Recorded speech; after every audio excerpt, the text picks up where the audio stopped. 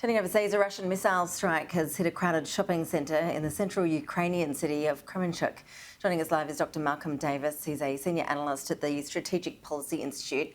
Malcolm, I appreciate your time as always. Thank you. This latest strike seems, well, so cruel, not to mention against a number of wartime conventions and rules. Exactly. The Russians simply don't care about human life. They don't care about discrimination between military and civilian targets. And in fact, I would go so far as to say that this is deliberate attacks on civilian targets to try and essentially intimidate the Zelensky government into some sort of settlement. It's not going to work. The Zelensky government is very clearly fighting back.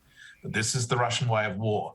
They don't discriminate between civilians and combatants, and quite often they deliberately target the civilians just for shock value.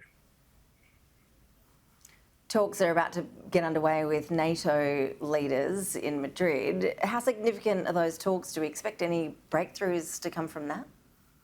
Look, it's hugely significant because this is probably the most important NATO summit in decades. Here you have a situation where there's war in Europe.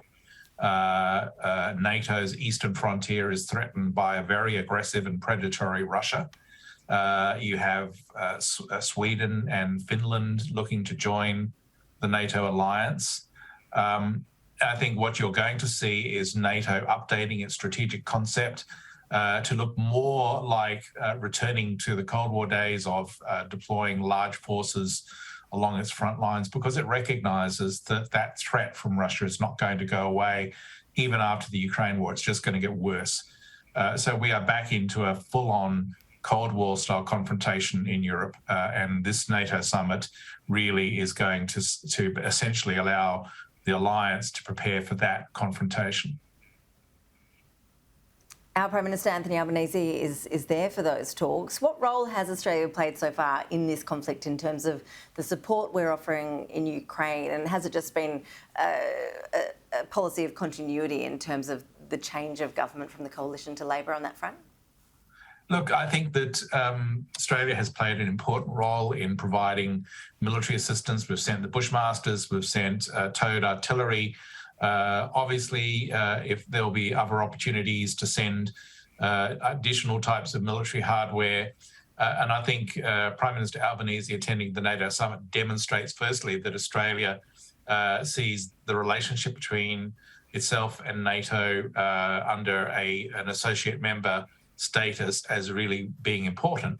Second point I would make is that NATO increasingly has interest in the Indo-Pacific region. It recognises the challenge posed by a rising China. And so Australia can be a leading partner for NATO in enabling and supporting NATO's interest in the Indo-Pacific. So it's really good that Prime Minister Albanese is actually attending this summit, because I think it's one of the most important summits NATO has ever had.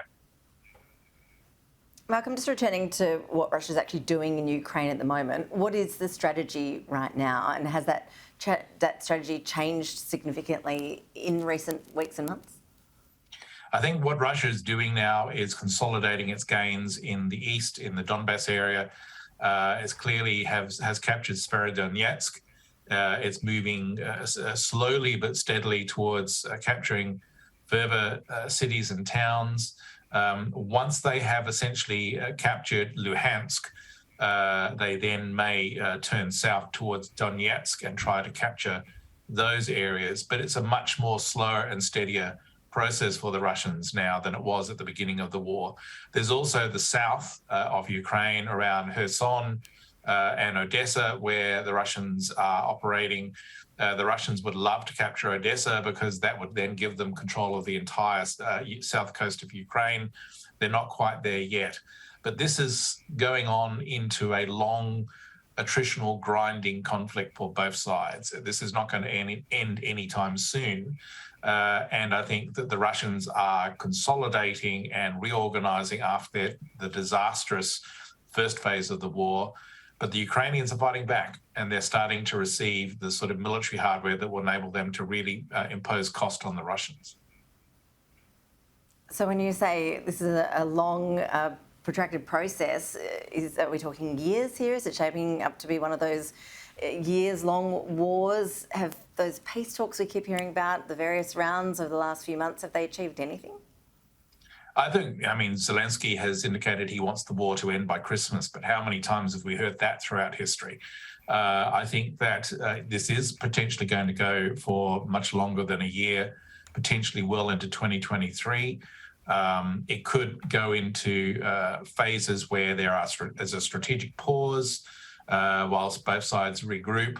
The simple fact is that we cannot allow Russia to win in Ukraine, because if Russia wins in Ukraine, then they will have a chance then to essentially try again elsewhere.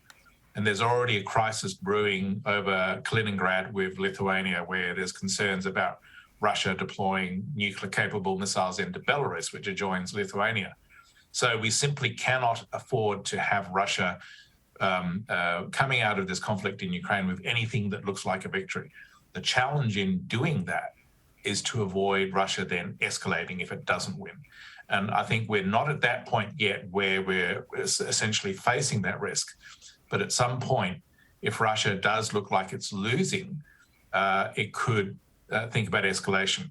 If it looks like it's winning, then we're in a dangerous situation, because you then have a predatory Russia that is threatening NATO's eastern frontier. And that's what this NATO summit is all about, preparing for that contingency. Dr. Malcolm Davis, we always do appreciate your insights. Thank you so much. Thank you.